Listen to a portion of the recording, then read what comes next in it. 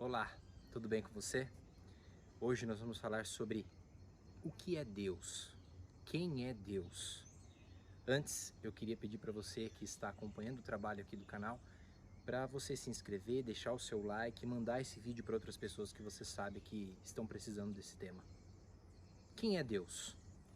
Pergunta filosófica, teológica, humanística, existencialista, pergunta difícil, trabalhosa de se responder.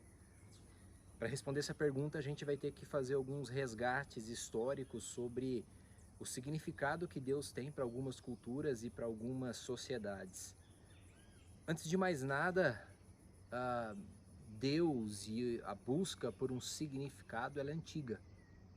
A própria religião e a sociedade em si, o ser humano em si, sempre buscou dar significado para tudo isso que estamos vendo. Desde as cavernas, o ser humano, quando ainda de forma bem precária, vivendo em cavernas ou vivendo em cabanas, ao ouvir o som da natureza, o trovão, os raios, as vozes, eu que estou fazendo essa viagem de autoconhecimento, quando fico sozinho na mata, começo a ouvir coisas, vozes, e são barulhos dos animais. Hoje a gente sabe disso.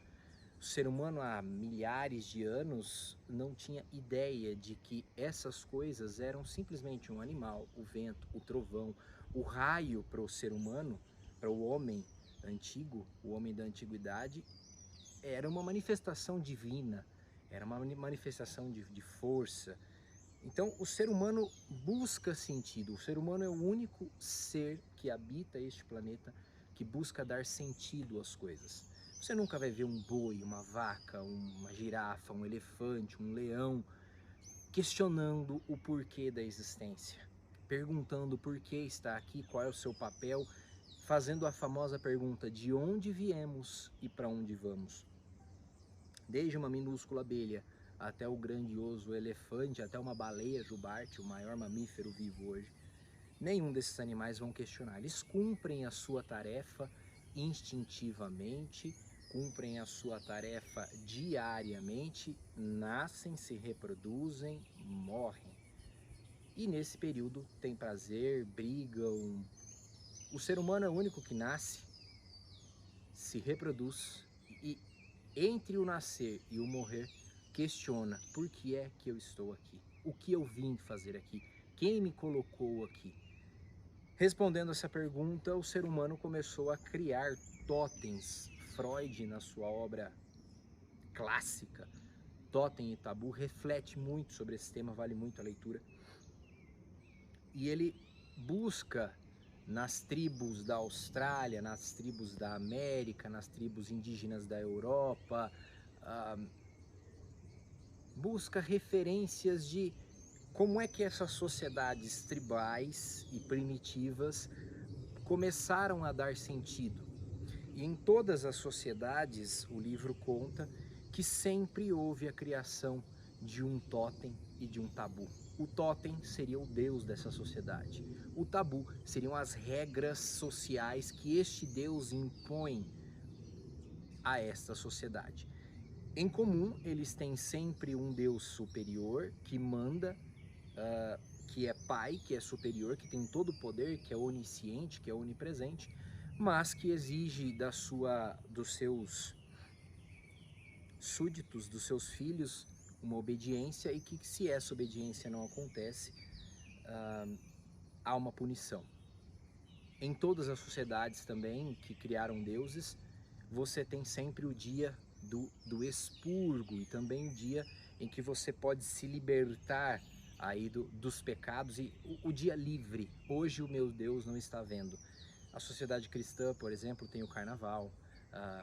A sociedade grega tinha o dia das suas festividades. A romana também tinha o dia em que no próprio carnaval romano, né, você podia, Deus ele tampava os olhos e naquele dia você podia inclusive matar o Deus, você sacrificava o Deus.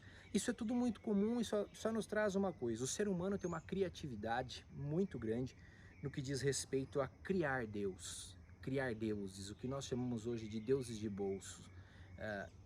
Não por maldade, mas porque o ser humano precisa dar sentido às coisas. E então cria os próprios deuses. E uma história passada de geração a geração acaba se tornando verdade. Voltamos à pergunta. Então criamos Deus? Deus não existe? Nietzsche, filósofo que eu gosto muito do século XIX, chegou a afirmar fazer a seguinte afirmação: Deus está morto. Nietzsche era ateu, mas ele não chegou a dizer que Deus ele não existia. Nietzsche disse que Deus estava morto. Se pararmos para pensar na análise que Nietzsche faz e na que nós acabamos de fazer, de que o ser humano tem a capacidade de criar deuses, esses deuses sim estão mortos. Nós os criamos, nós os inventamos, nós criamos formas desses deuses serem grandes e maiores do que nós. Nós demos poderes a eles, seja através dos raios, dos trovões, das forças das águas, do mar, das ondas ou das árvores. E nós fizemos com que eles nos punissem e que eles fizessem de nós seus súditos, e nós simplesmente vivemos e damos sentido à nossa vida através deles. Esses deuses sim estão mortos. Foram criados por nós, eles não existem. Mortos no sentido de nunca vieram à vida. E Deus? E o Deus da nossa sociedade cristã, que tem início na sociedade judaica? Quem é esse Deus? Nós vamos ter que fazer mais um mergulho histórico. Essa pergunta é trabalhosa de se responder, então nós temos que fazer mais um mergulho histórico.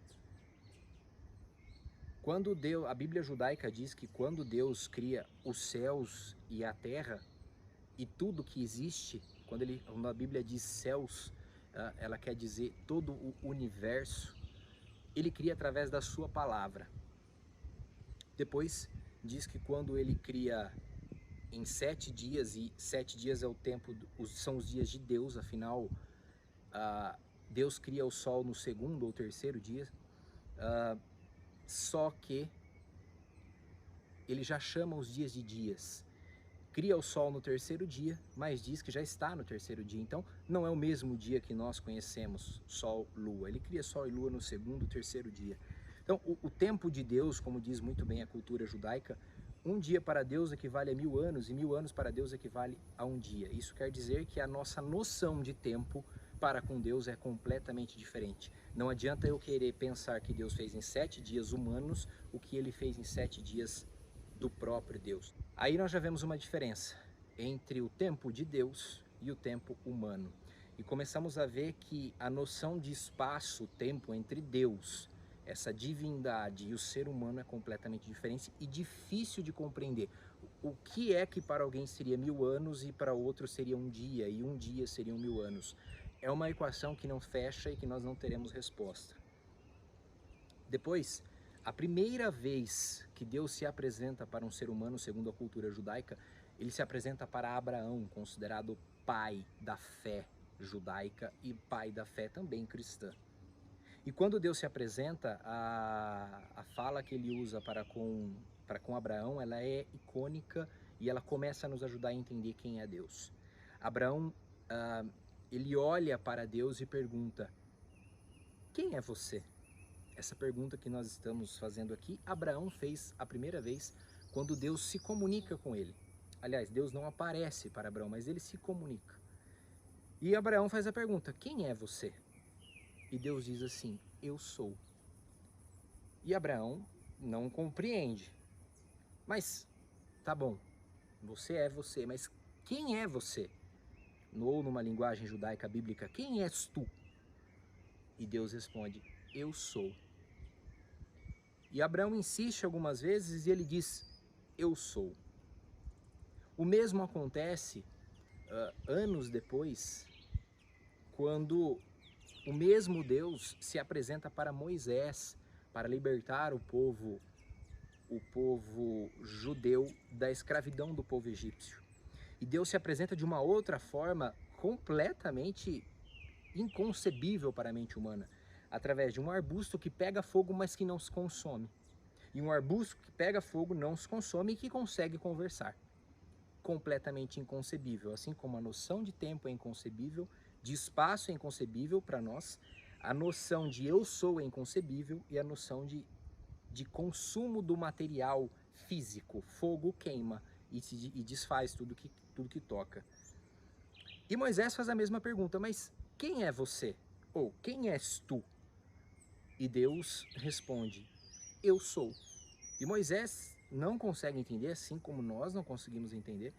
E ele diz assim, tá, mas eu preciso de uma resposta. Eu preciso que você me diga quem é você que está falando comigo nessa situação completamente fora dessa noção de mundo material, para eu contar para o povo, porque você está me mandando, ou o Senhor está me mandando tirar o povo do Egito e atravessar um mundo sem me dizer quem é você.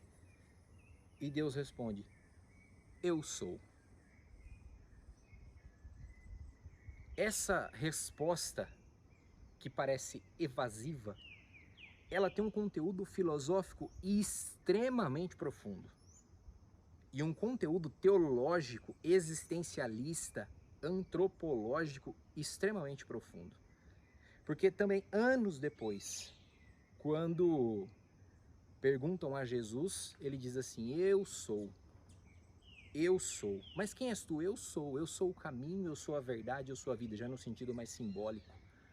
E tentando aproximar o ser humano mais de quem é Deus. Mas a resposta, eu sou, ela jamais será compreendida pela mente humana. Porque nós estamos acostumados a estar. Achamos que somos, mas na verdade estamos. Eu estou filho, eu estou esposo, eu estou pai, eu estou mãe, eu estou funcionário, diretor, presidente, gerente, mas eu não sou. Basta uma arritmiazinha mais forte, esse coração para e eu deixo de estar, eu deixo de ser. Então, se eu deixo de ser, eu nunca fui. Mas Deus é diferente. A Bíblia judaica e cristã vai dizer que Deus, ele é o início, ele é o meio e ele é o fim. E isso é mais um conteúdo filosófico e existencialista que nós não vamos conseguir compreender. Porque quem é que está no meio e ao mesmo tempo está no fim e esteve no começo e o que existia antes do começo? Não teremos essa resposta. Porque ele é. As respostas de Deus para Abraão, para Moisés e as que Jesus dava para os seus discípulos dizendo, eu sou o caminho, a verdade e a vida, já nos dão um sinal de que nós jamais conseguiremos compreender o tempo de 1000 dias sendo um ano, como 1000 anos como sendo de um dia e vice-versa. Jamais conseguiremos entender o estar e jamais conseguiremos entender o ser de Deus. Porque Deus, ele é isso. Ele é onde nós estamos. Ele sou eu, ele é você. Ele é esse céu, essas árvores, essas águas. Ele é a existência como um todo. E uma existência que transcende o mundo físico, transcende o mundo visível aos nossos olhos. Porque, como dizia Paulo, hoje vemos a realidade como que por um espelho, mas um dia conheceremos a verdadeira verdade. O espelho não é a realidade, é uma realidade invertida. Quem é Deus? Eu sou.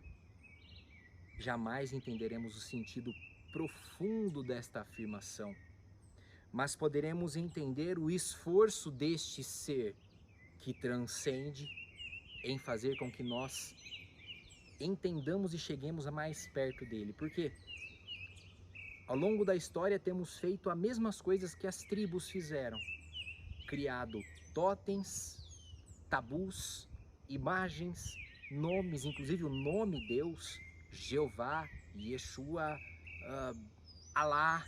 Todas essas culturas tentam criar um totem para este ser que criou tudo.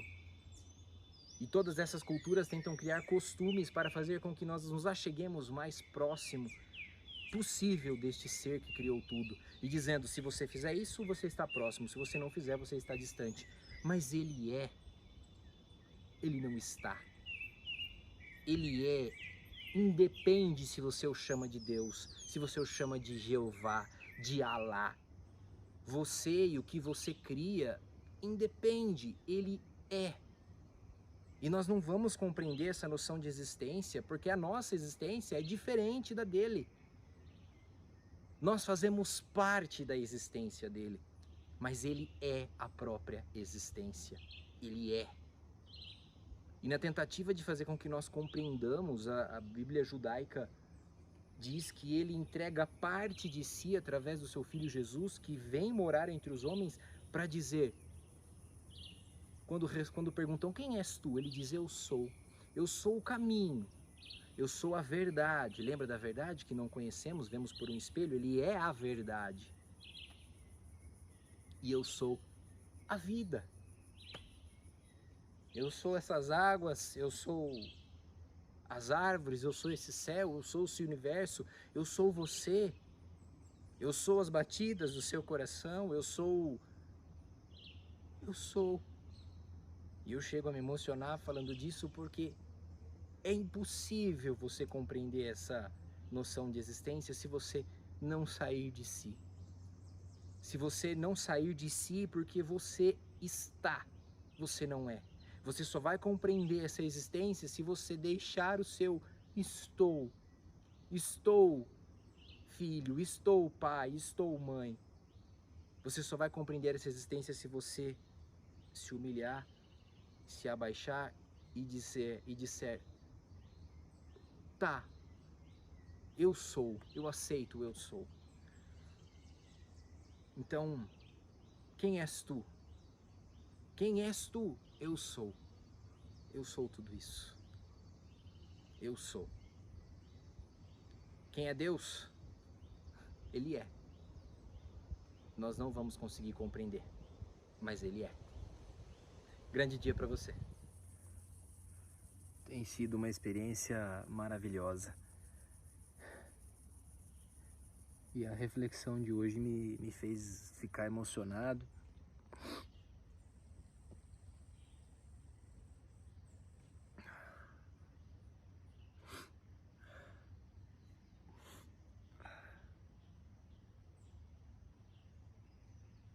E tem sido muito bom esse contato, essa experiência que eu tô chamando de experiência, uma experiência espiritual.